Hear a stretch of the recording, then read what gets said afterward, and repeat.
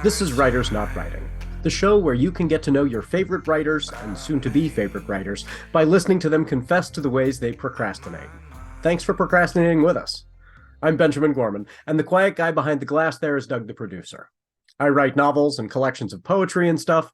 Doug tries his best to make me sound better. And each week we have a secret word to listen for. If you catch it, you earn the right to take an extra break at the time of your choosing from whatever is stressing you out. From Not a Pipe Publishing, welcome to Writers Not Writing. Today's secret word is artichoke. Perfect. Artichoke. I like it. If I take my time. Welcome, everyone. Today's guest is Summer Keown. Summer is a writer of speculative fiction with stories in cats, cycling across time and space, bikes not rockets, pulp literature, and written with pride. She co-edited the anthology Nostalgia. She's published 2 romantic novels under the name Sofi Keren. So welcome, Summer. Very glad to have you here today. Thanks for having me. So as the viewers know, we are dressed up in costume. We always dress up in costume, but the podcast listeners can't see what we're wearing. So tell everybody about the costume you chose to wear for today's show. Well, when you said costume, of course, I had to pull out my Xena the Warrior Princess costume from 5 years ago, complete with chakram and all the leather pleats. So thanks for giving me an opportunity to wear that again. That's so awesome. And I saw that you were going to wear that, and I was like, oh, what should I wear that would complement that? And then I went, Hercules is turned out to be, Kevin Sorbo has turned out to be a horrible, horrible human being. I do not want to be associated with Kevin Sorbo. So instead, I figured out how to make a Gabrielle costume. So I got a belly dancer costume and this blonde wig, this long blonde wig. So I'm just going to have to sit very still so that none of this around the belt area jingles at all. And if it does, Doug, I apologize. You'll have to cut all that out. I'll try and sit very still, but we've got the Xena and Gabrielle going on today. So that's perfect. The blonde wig and the beard is a choice, but then I have to remind myself, gender is a construct. I'm sure this is fine. For some folks, it looks weird to me, but I just have to adjust to that. So. You would probably, if we went to a fan con, I bet you wouldn't be the only one. That's right. There actually, I go to Rose City Comic Con every year, and there are people who do these gender flipped superheroes, and they are awesome. They are my favorite part every year. There's this guy who does Wonder Woman who is fantastic. So yeah, actually the bearded Wonder Woman is one of the coolest guys at Comic Con every summer. So this is a show about procrastinating, what we're doing when we're not doing our work, when we're not writing. So what's something pop culture-y that's been taking you away from your work this last week? Well, I get to connect it to writing, right? I saw this movie called You Hurt My Feelings, where Julia Louis-Dreyfus, and she's a writer, and her first book was a memoir, and it did pretty well. And she's been writing this novel, and she's, trying to get it published. And she finds out on accident, walks up behind her husband as he's talking to someone else, and hears him saying he really doesn't care for this book at all. And it just completely devastates her. It's been fascinating just to think through, what do we owe to each other as writers and people who read for each other and all of that. Is it played as a drama or as for a writer, that's a horror story, right? but how is that handled in terms of the tone?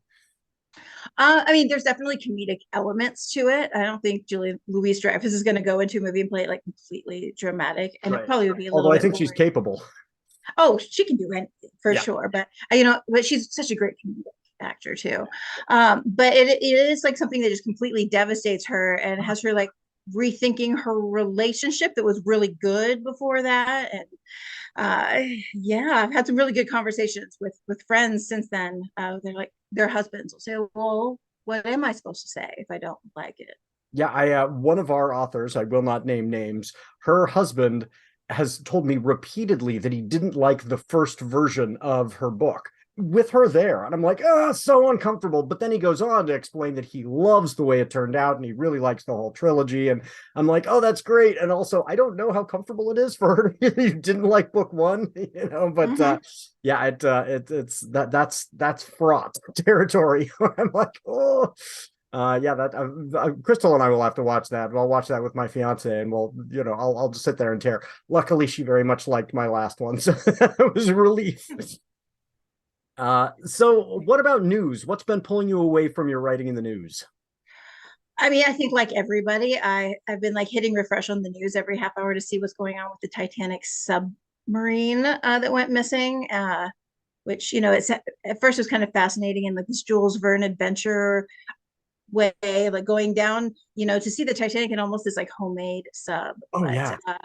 the news doesn't seem so good. So No, and I'm wondering if it's going to end up being like, do you remember that story? There were a few years ago, there was a plane that totally captured the news because it disappeared. And mhm. then as a news story, it became very hard to sustain because there's nothing to say when you're saying we still didn't find it today. And I Right. think like this story, if this thing if the worst occurred, which seems likely in a homemade sub at the bottom of the ocean, imploded and is just debris, they may never find it. And I don't know how, as a journalist, you then conclude that story. Like, we still don't have it. Yeah. Like, well, and that's that. That's yeah. And the news has moved on because there's nothing to find. Like, this thing may be very small bits at the bottom of a very large ocean. So we'll see how that plays out. But it has been interesting also to follow people's different reactions.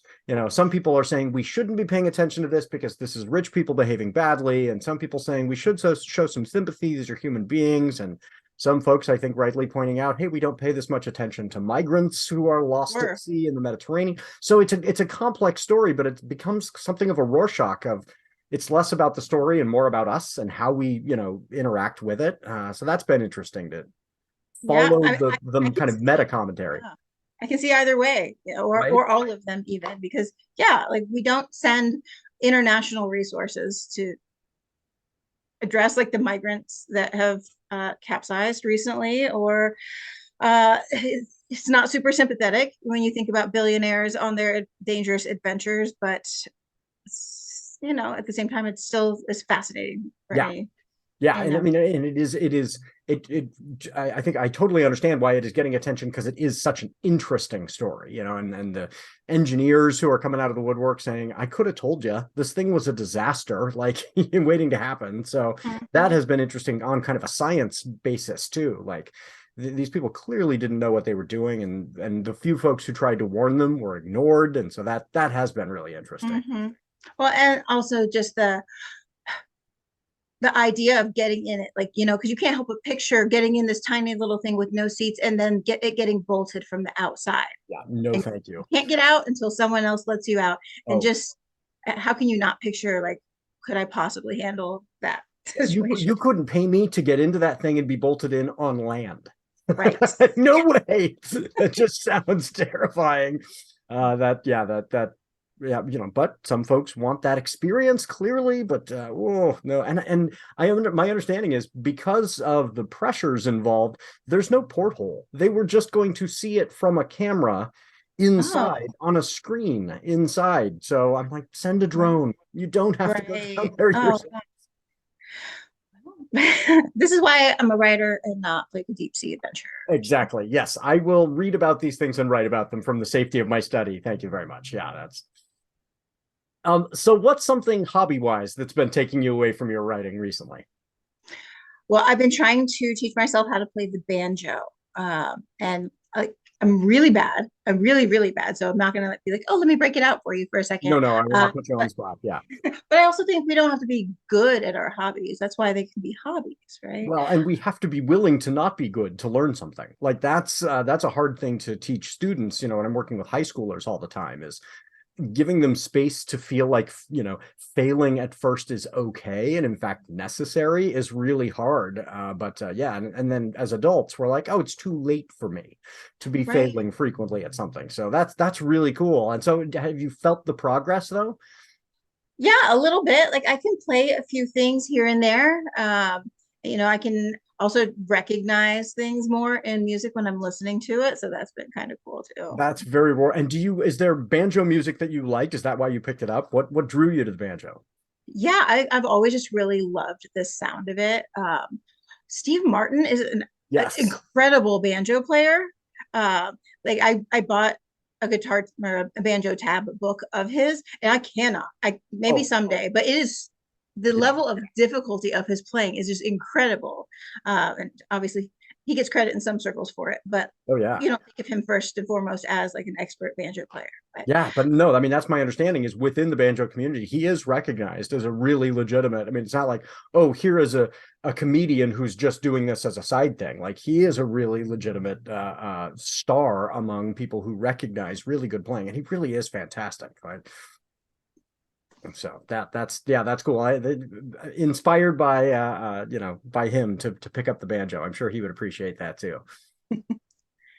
So part of the point of the show is to help readers out there get to know you. And so I thought a fun way would be to think about if playing Dungeons and Dragons, and actually you were the character yourself. So this isn't you. Of course, you can play any character, but if you yourself were a Dungeons and Dragons character, what race and class would you be? Okay, so I know very little about Dungeons and Dragons. And actually, the first time I ever heard about it was when I was a kid, and somehow ended up watching like an episode of the 700 Club. Do you remember like the Pat Robertson show?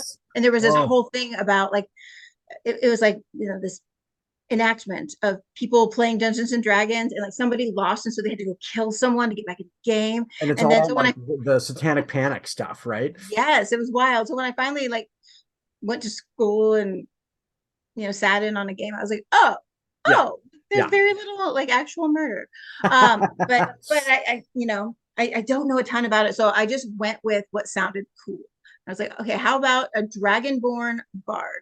Because dragons always, and they would have a lot of stories to tell. They were a bard, and I may be butchering it because I don't totally understand. No, you're absolutely right, and I love the idea of bards as a class, because there's this recognition implicit in that storytelling is powerful. Storytelling has worth in a group, and so I love that, a dragonborn bard. Okay, so now you've been ambushed. 3 little goblins in the woods, level 1, so they're not particularly menacing, but you're being attacked. What do you do as a dragonborn bard in that situation? Can I fly?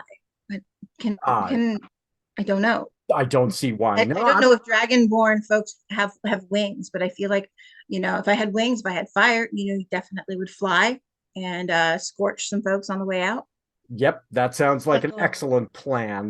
Yes, you get above them. You've got fire breathing powers, and I like fire breathing as a talent to have as a storyteller too. That would be really cool. I mean, even in our world, I'm like, maybe I should learn fire breathing as some way to be an exclamation point in storytelling. That would be very cool. There is someone down the road from me that late at night they go outside and they juggle and breathe fire.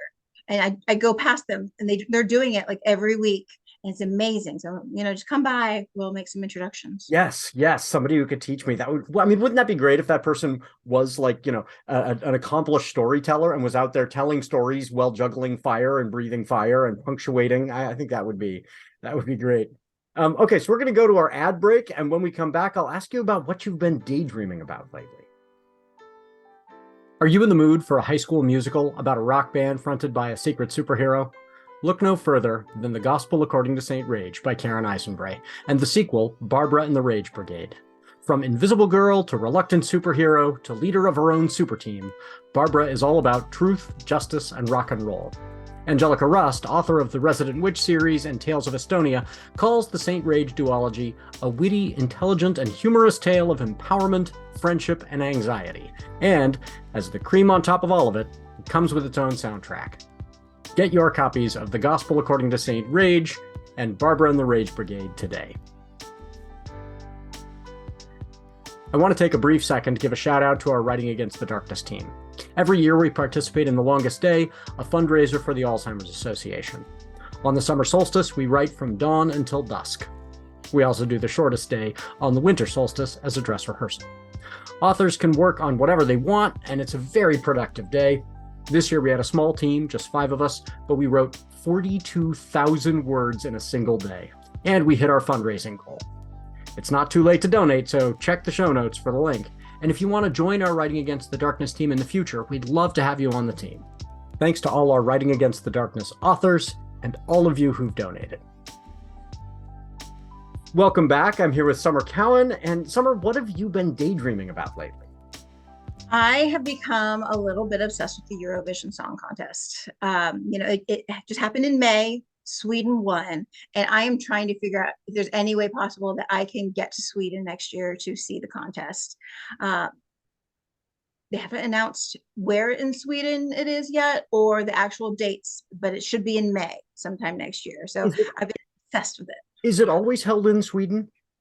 No, so whoever wins, Oh, I see. their country hosts it the next year. Oh, how so there's even more incentive to have a winner from your country. You then get to be the host. That is very cool. And last year, Ukraine won, but they weren't able to host it. So the runners up hosted it. Oh yeah. I heard a great podcast about people who gamble on Eurovision, and it's a thing, where they go all the way through all the stages and they are paying very close attention, and they are kind of saying, I think this person's clearly more talented, but this group is more poppy and they're more likely to win. And this is and do you go, this is going to be a Eurovision style song? Well, what if Eurovision itself kind of goes, we want to try something new? And so there's this very high stakes gambling on Eurovision, which just sounds wild. I believe it, because you also have to think about you can't vote for the performer from your own country. So I'm sure there are all kinds of political things still that come into play. Like, do I have an alliance with the country closest to me? Or, do I want to curry favor with this country over here?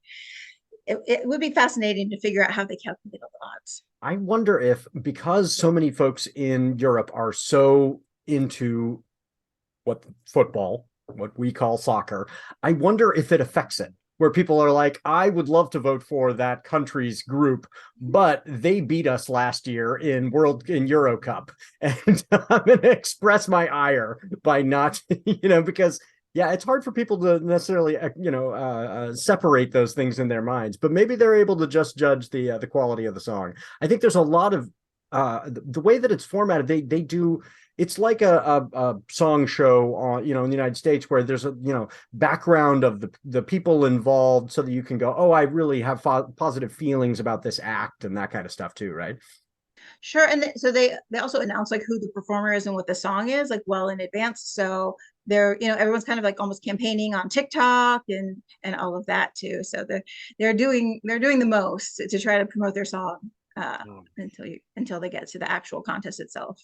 And then if you got to see it, is it held in like those song shows I've seen in the United States, where it's just some massive hall and there's a stage and some judges, and then you're just getting to hear these amazing acts? It sounds like a great bargain concert. Like, I get to go see 20 bands. Oh yeah. So it'll be in a stadium of some sorts. They don't know where yet. Like, the politics is fascinating too, because Stockholm, the football teams don't want to give up their stadiums in May for that. But they have two semifinals, and then a couple of days later the final. So there's a lot of opportunities too. So if I can't get tickets to one, maybe I can get tickets to another. And have you ever been to Scandinavia before? No, but I randomly took a class to learn Finnish last winter, and so I would like to also go like next door and go to Finland and see if I can order a coffee, because that's about all I can say. Yeah, hey, but that's something. Well, and if you're there, yeah, get the opportunity to travel around. I've not been to the furthest north I've been in, continental Europe is up into Germany and France. I would love to get up into Scandinavia. I think that would be really, really cool. So I'm jealous. That sounds and it sounds like a great reason to go. Like, I'm going to go see Eurovision and also get to tour around. That would be really cool. Well, they haven't sold tickets yet, but you could come too. I should. Yeah, I should, I'm going to be going this next year to Southeast Asia, and that's going to be really cool. But Crystal is not interested. She's like, it's going to be muggy. And she's right. It will be so hot and humid. And so maybe I can convince her, if you don't want to go somewhere muggy, Scandinavia is nice and cool. So maybe that would be a good compromise for us. So what is something that you want listeners to know about what's going on in your writing career right now? Well, you mentioned before that my alter ego writes like romantic novels. I call them romantic novels because they're not so like romance, like, ooh, like they're a little more like sweet stories. But the ebook of my newest one, it's called False Starts Artichoke Hearts, is on sale for 99 cents at Amazon right now. So you should go check that out. What a deal. What's that one about? It is about two women who meet here in Indianapolis and open Indy's first fine dining vegan restaurants. And are they already a couple when they start the restaurant, or is it about? No, of course Okay. not. That's part of the whole journey. Yes. So workplace romance in a vegan place in Indianapolis. That sounds great. So yeah, folks, check, and 99 cents, by all means, get a copy of that. Excellent. What the next thing we do is every week we post a poll, and I need to pull up our poll from last week, but if I remember correctly, it's still at 100%. The question was, crows or owls, which would you want to have your back? And it was striking because it was, as of yesterday, 100% crows. Everybody likes crows. Owls did not fare nearly as well. So that was interesting. So what would be the poll question you would want to ask folks? Well, I would like to know about avocados. Do people love them or hate them? So avocados, amazing or disgusting? I have my own very strong opinion about it. And as do I. We may disagree. So yeah, we can duke it out there on Twitter. So that question will go up on Twitter the same day the show does, and so folks can weigh in. Avocados, amazing or disgusting? That's great. So what is the next thing in your to read pile? What are you looking forward to checking out next? I'm really excited to read Elliot Page's new memoir that just came out called Pageboy. I've read some of the excerpts that they printed in a few different places, and it sounds really interesting. I am interested in his life story. Has got to just be that I would be really interested. I wonder if it'll be told chronologically and we'll get what he's had to deal with over the last few years toward the end, or if how that would be. That'd be an interesting story to kind of try and tell, because I'm sure folks are really interested in what he's been experiencing over the last few years. But yeah, that will be a good one. So where can the listeners find you right now online? Well, you can find me on Facebook. My page is Summer Keown. You might have to look up how to spell my last name, but you'll find me there. I'm on Instagram at the Summer Jewel. And I have a Twitter, but I haven't really kept up with it because of, all of the things. Yeah. And I got a Mastodon account, and it's SK Writer, but I haven't used it much yet. But if folks want to find me on there, maybe we can get that going. Yes, I got Mastodon and Hive and something else when it looked like Twitter might explode the next day. And I have not been using them consistently enough either, but I've got them. I'm there. So yes, I will post links to your Facebook, Instagram, and Mastodon in the show notes. So folks who are up on Mastodon can connect with you there. Maybe you'll get some Mastodon folks via the show. That would be great. So I've got some folks to thank before we get to our final segment. Thanks to the artist Max Oakland, who reached out and provided one of his songs for our intro, I Prefer the Dusk. Let Max know how you like it by following him on Twitter at Max Oakland with 3 Ds. Thanks to Halisna CCO for their song Kids for the ad break. If you're in a band and you would like your song used on the show, I would love to highlight a listener's work like Max's song, so email me. Thanks to Doug, the producer, for making this show sound good and taking the blame when it doesn't. And I cannot forget to mention Writers Not Writing is a production of Not a Pipe Publishing. So please go to the notapikepublishing.com website and check out the amazing books written by writers who didn't procrastinate too much. If you like this show, rate it and review it wherever you found it, and check out Summer's books, especially the new one, which is by, what's the pen name again for that one? Sofi Keren. Sofi, and so I'm sorry, Sofi what? Keren, Keren. Keren. So folks, check that out. 99 cents. Get that one, read it, and then click on that 5th star. It's really helpful. Make Summer's day. And then and do the same for the show, please. By all means, click that like button. That is very helpful for us too. So for our send-off, 3 things that Summer and I want you to remember going into this next week. Summer, what's your first piece of advice for everybody? Thinking about writing counts as writing. Yeah. Yep. And that's a hard thing for us to sometimes remember, right? When I'm scolding myself and I'm going, oh, I haven't been putting enough words on the page. So that very valuable advice.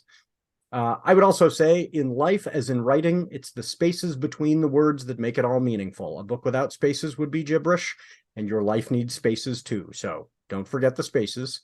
And third, no matter how much you procrastinate, we're still proud of you.